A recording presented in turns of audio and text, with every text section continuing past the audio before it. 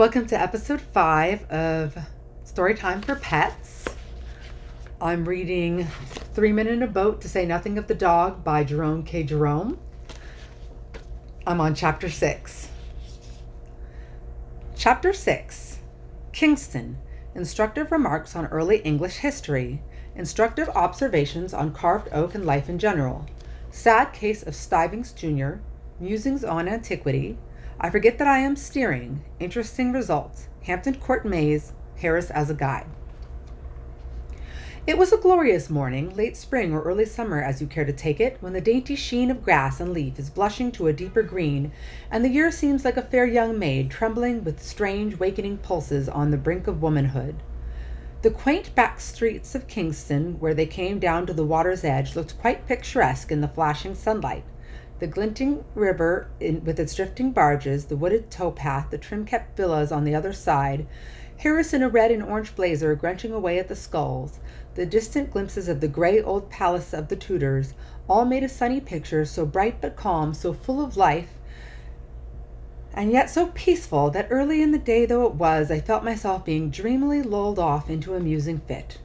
I mused on Kingston, or Kinningston as it was once called in the days when Saxon kings were crowned there. Great Caesar crossed the river there, and the Roman legions camped upon its sloping uplands. Caesar, like in later years Elizabeth, seems to have stopped everywhere, only he was more respectable than good Queen Bess. He didn't put up at the public houses. She was nuts on public houses, was England's virgin queen. There's scarcely a pub of any attractions within 10 miles of London that she does not seem to have looked in at, or stopped at, or slept at some time or other. I wonder now, supposing Harris, say, turned over a new leaf and became a great and good man and got to be prime minister and died, if they would put up signs over the public houses that he had patronized. Harris had a glass of bitter in this house. Harris had 2 of Scotch cold here in the summer of '88. Harris was chucked from here in December 1886. No, there would be too many of them. It would be the houses that he had never entered that would become famous. Only house in South London that Harris never had a drink in. The people would flock in to see what could have been the matter with it. How poor weak-minded King Edwy must have hated Kingston. The coronation feast had been too much for him. Maybe boar's head stuffed with sugar plums did not agree with him. It wouldn't with me, I know, and he had had enough of sack and mead. So he slipped from the noisy revel to steal a quiet moonlit hour with his beloved Elgiva. Perhaps from the casement, standing hand in hand, they were watching the calm moonlight on the river, while from the distant halls the boisterous revelry floated in broken bursts of faint-heard din and tumult. Then brutal Odo and St. Dunstan forced their rude way into the quiet room and hurled coarse insults at the sweet-faced queen, and dragged poor Edwy back to the loud clamor of the drunken brawl. Years later, to the crash of battle music, Saxon kings and Saxon revelry were buried side by side, and Kingston's greatness passed away for a time, to rise once more when Hampton Court became the palace of the Tudors and the Stuarts, and the royal barges strained at their moorings on the river banks, and bright-cloaked gallants swaggered down the water steps to cry, "What ferry ho, good Zooks, gramercy!" Many of the old houses round about speak very plainly of those days when Kingston was a royal borough, and nobles and courtiers lived there near their king, and the long road to the palace gates was gay all day, with clanking steel and prancing palfreys, and rustling silks and velvets and fair faces. The large and spacious houses with their oriel, latticed windows, their huge fireplaces, and their gabled roofs breathe of the days of hose and doublet, of pearl-embroidered stomachers and complicated oaths. They were upraised in the days when men knew how to build. The hard red bricks have only grown more firmly set with time, and their oak stairs do not creak and grunt when you try to go down them quietly. Speaking of oak staircases reminds me that there is a magnificent carved oak staircase in one of the houses in Kingston. It is a shop now in the marketplace, but it was evidently once the mansion of some great personage. A friend of mine who lives at Kingston went in there to buy a hat one day, and in a thoughtless moment put his hand in his pocket and paid for it then and there. The shopman, he knows my friend, was naturally a little staggered at first, but quickly recovering himself and feeling that something ought to be done to encourage this sort of thing, asked our hero if he would like to see some fine old carved oak. My friend said he would, and the shopman thereupon took him through the shop and up the staircase of the house. The balusters were a superb piece of workmanship, and the wall all the way up was oak paneled with carving that would have done credit to a palace. From the stairs they went into the drawing room, which was a large, bright room decorated with a somewhat startling though cheerful paper of a blue ground. There was nothing, however, remarkable about the apartment, and my friend wondered why he had been brought there. The proprietor went up to the paper and tapped it. It gave forth a wooden sound. "Oak," he explained, "all carved oak, right up to the ceiling, just the same as you saw on the staircase." "But great Caesar, man," expostulated my friend, "you don't mean to say you have covered over the carved oak with blue wallpaper?" "Yes," was the reply. "It was expensive work, had to matchboard it all over first, of course, but the room looks cheerful now. It was awful gloomy before." I can't say I altogether blame the man, which is doubtless a great relief to his mind. From his point of view, which would be that of the average householder, desiring to take life as lightly as possible, and not that of the old curiosity shop maniac, there is reason on his side. Carved oak is very pleasant to look at and to have a little of, but it is no doubt somewhat depressing to live in for those whose fancy does not lie that way. It would be like living in a church. No, what was sad in his case was that he, who didn't care for carved oak, should have had his drawing room paneled with it, while people who do care for it have to pay enormous prices to get it. It seems to be the rule of this world. Each person has what he doesn't want, and other people have what he does want. Married men have wives and don't seem to want them, and young single fellows cry out that they can't get them. Poor people who can hardly keep themselves have 8 hearty children.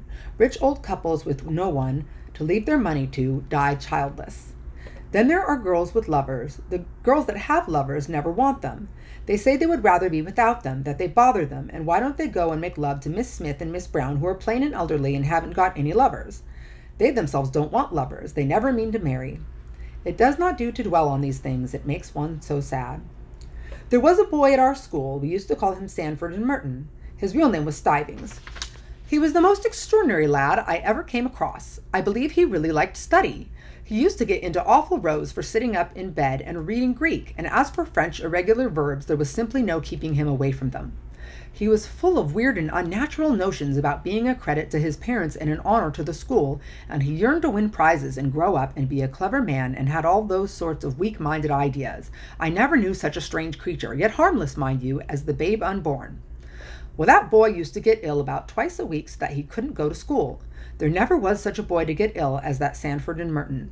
If there was any known disease going within 10 miles of him, he had it, and had it badly. He would take bronchitis in the dog days and have hay fever at Christmas. After a 6-week period of drought, he would be stricken down with rheumatic fever, and he would go out in a November fog and come home with a sunstroke. They put him under laughing gas one year, poor lad, and drew all his teeth, and gave him a false set because he suffered so terribly with toothache, and then it turned to neuralgia and earache. He was never without a cold, except once for 9 weeks when he had scarlet fever, and he always had chilblains. During the great cholera scare of 1871, our neighborhood was singularly free from it. There was only one reputed case in the whole parish. That case was young Stivings.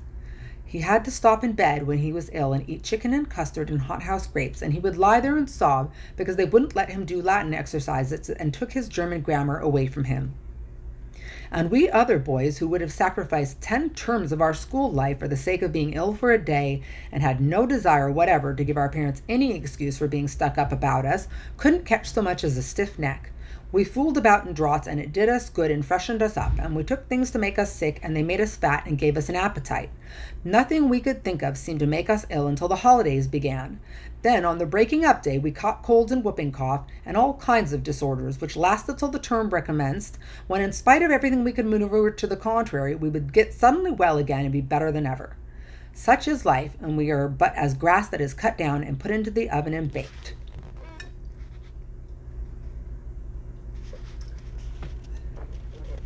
To go back to the carved oak question, they must have had very fair notions of the artistic and the beautiful, our great-great-grandfathers.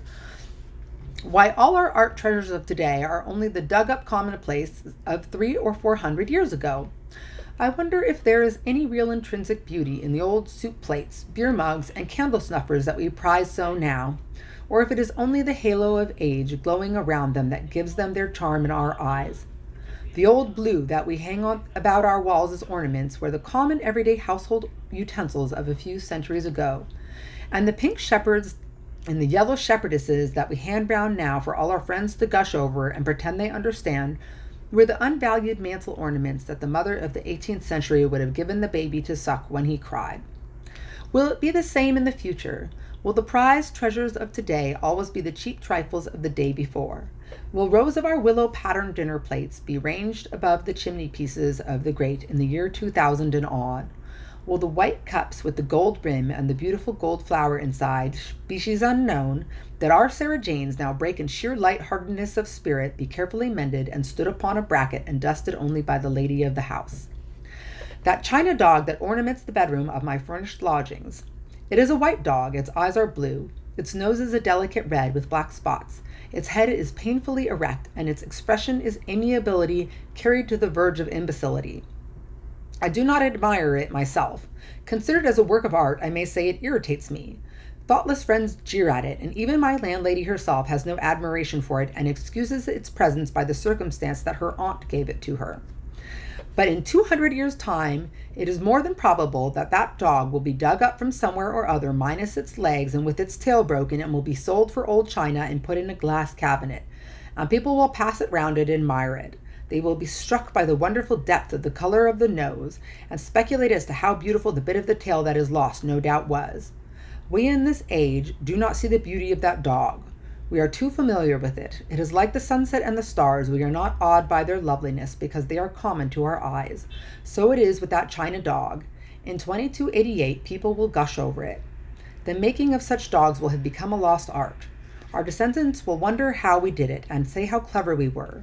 We shall be referred to lovingly as those grand old artists that flourished in the 19th century and produced those china dogs. The sampler that the eldest daughter did at school will be spoken of as tapestry of the Victorian era and be almost priceless. The blue and white mugs of the present-day roadside inn will be hunted up, all cracked and chipped, and sold for their weight in gold, and rich people will use them for claret cups, and travelers from Japan will buy up their presents from Ramsgate and souvenirs of Margate and that may have escaped destruction and take them back to Jeddo as ancient English curios. At this point, Harris threw away the skulls, got up and left his seat and sat on his back and stuck his legs in the air. Montmorency howled and turned a somersault, and the top hamper jumped up and all the things came out. I was somewhat surprised, but I did not lose my temper. I said, pleasantly enough, "Hello, what's that for?" "What's that for? Why—" No, on second thought, I will not repeat what Harris said. I may have been to blame, I admit it, but nothing excuses violence of language and coarseness of expression, especially in a man who has been carefully brought up, as I know Harris has been. I was thinking of other things and forgot, as anyone might easily understand, that I was steering, and the consequence was that we had got mixed up a good deal with the towpath. It was difficult to say for the moment which was us and which was the Middlesex bank of the river, but we found out after a while and separated ourselves. Harris, however, said he had done enough for a bit and proposed that I should take a turn. So as we were in, I got out and took the tow line and ran the boat on past Hampton Court. What a dear old wall that is that runs along by the river there. I never pass it without feeling better for the sight of it. Such a mellow, bright, sweet old wall. What a charming picture it would make, with the lichen creeping here and the moss growing there, a shy young vine peeping over the top at this spot, to see what is going on upon the busy river, and the sober old ivy clustering a little farther down. There are 50 shades and tints and hues in every 10 yards of that old wall. If I could only draw and knew how to paint, I could make a lovely sketch of that old wall, I'm sure. I've often thought I should like to live at Hampton Court. It looks so peaceful and so quiet, and it is such a dear old place to ramble round in the early morning before many people are about. But there, I don't suppose I should really care for it when it came to actual practice.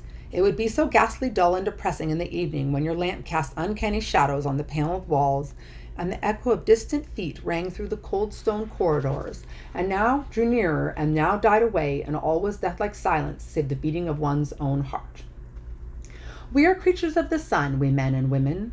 We love light and life. That is why we crowd into the towns and cities, and the country grows more and more deserted every year. In the sunlight, in the daytime, when nature is alive and busy all around us, we like the open hillside and the deep woods well enough. But in the night, when our Mother Earth has gone to sleep and left us waking, oh, the world seems so lonesome, and we get frightened like children in a silent house. Then we sit and sob and long for the gaslit streets and the sound of human voices and the answering throb of human life. We feel so helpless and so little in the great stillness when the dark trees rustle in the night wind. There are so many ghosts about, and their silent sighs make us feel so sad. Let us gather together in the great cities and light huge bonfires of a million gas jets and shout and sing together and feel brave. Harris asked me if I'd ever been in the maze at Hampton Court. He said he went in once to show somebody else the way. He had studied it up in a map, and it was so simple that it seemed foolish, hardly worth the 2 pence charged for admission. Harris said he thought that map must have been got up as a practical joke, because it wasn't a bit like the real thing and only misleading. It was a country cousin that Harris took in. He said, "We'll just go in here so that you can say you've been, but it's very simple. It's absurd to call it a maze. You keep on taking the first turning to the right. We'll just walk around for 10 minutes and then go and get some lunch." They met some people soon after they had got inside who said they had been there for 3/4 of an hour and had had enough of it. Harris told them they could follow him if they liked. He was just going in and then should turn round and come out again.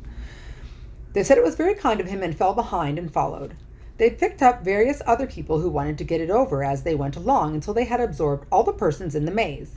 People who had given up all hope of ever getting either in or out or of ever seeing their home and friends again plucked up courage at the sight of Harris and his party and joined the procession, blessing him. Harris said he should judge there must have been 20 people following him in all, and one woman with a baby who had been there all the morning insisted on taking his arm for fear of losing him. Harris kept on turning to the right, but it seemed a long way, and his cousin said he supposed it was a very big maze. "Oh, one of the largest in Europe," said Harris. "Yes, it must be," replied the cousin, "because we've walked a good 2 miles already." Harris began to think it rather strange himself, but he held on until at last they passed the half of a penny bun on the ground that Harris's cousin swore he had noticed there 7 minutes ago. Harris said, "Oh, impossible." But the woman with the baby said, "Not at all," as she herself had taken it from the child and thrown it down there just before she met Harris. She also added that she wished she never had met Harris and expressed an opinion that he was an impostor. That made Harris mad, and he produced his map and explained his theory. "That map may be all right enough," said one of the party, "if you know whereabouts in it we are now." Harris didn't know, and it suggested that the best thing to do would be to go back to the entrance and begin again. For the beginning again part of it, there was not much enthusiasm, but with regard to the advisability of going back to the entrance, there was complete unanimity, and so they turned and trailed after Harris again and in the opposite direction.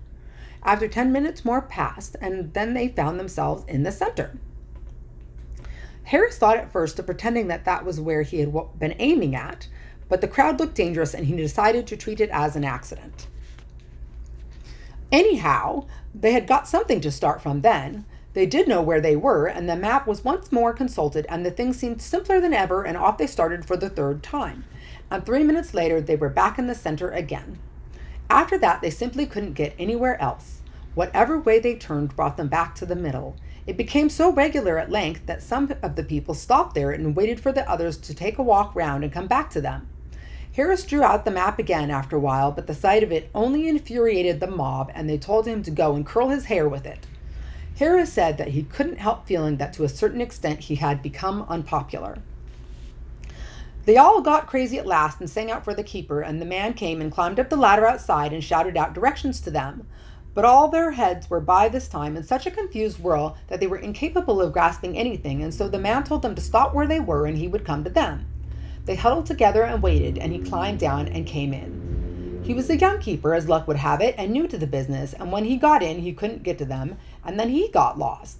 They caught sight of him every now and then rushing about the other side of the hedge, and he would see them and rush to get to them, and they would wait there for about 5 minutes, and then he would reappear again in exactly the same spot and ask them where they had been. They had to wait until one of the old keepers came back from his dinner before they got out. Harris said he thought it was a very fine maze so far as he was to judge, and we agreed that we would try to get George to go into it on our way back.